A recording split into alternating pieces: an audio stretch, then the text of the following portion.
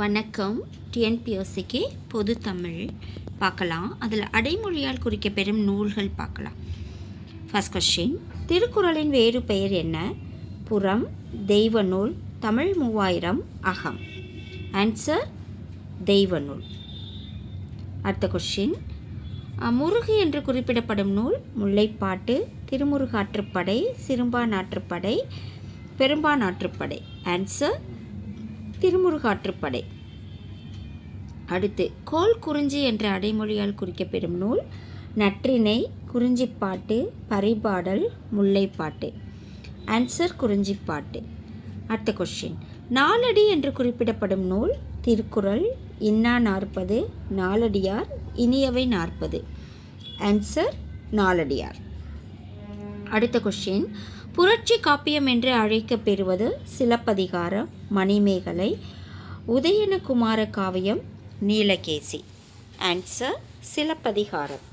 அடுத்த கொஸ்டின், 10 கீழ்கணக்கு என்னும் அடைமொழியால் குறிக்கப்படும் நூல் எது?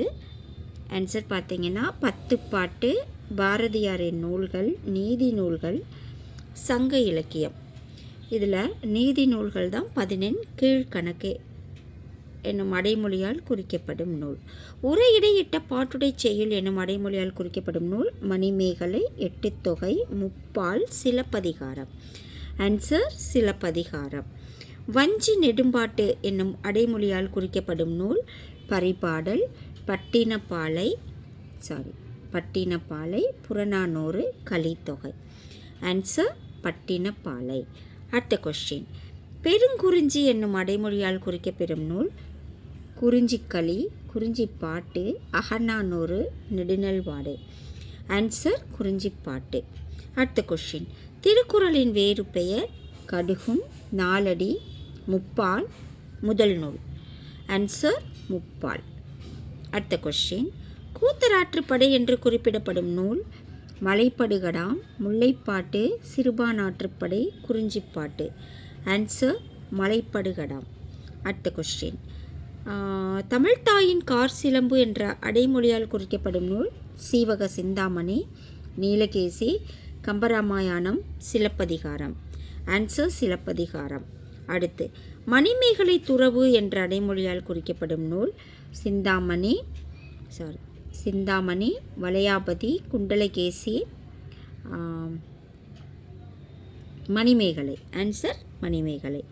அடுத்து, நாலடி 400 என்று குறிப்பிடப்படும் நூல் புறநானூறு, அகநானூறு, நாலடியார், ஆசாரக்கோவை. ஆன்சர் நாலடியார்.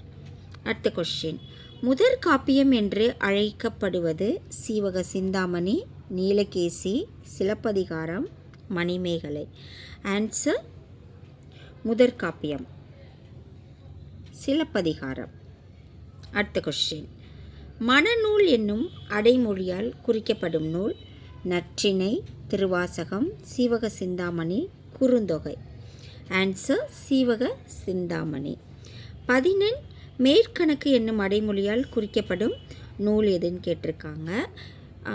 ஆன்சர் 10 பாட்டு ப்ளஸ் நீதி நூல்கள், 10 பாட்டு ப்ளஸ் எட்டுத்தொகை, எட்டுத்தொகை ப்ளஸ் திருக்குறள், 10 பாட்டு அண்ட் நாலடியார். அதாவது ப்ளஸ்னால் இது ரெண்டும் சேர்ந்தது, அதை சொல்கிறாங்க. இதில் ஆன்சர் பார்த்திங்கன்னா 10 பாட்டு, எட்டுத்தொகை. இதுதான் ஆன்சர்.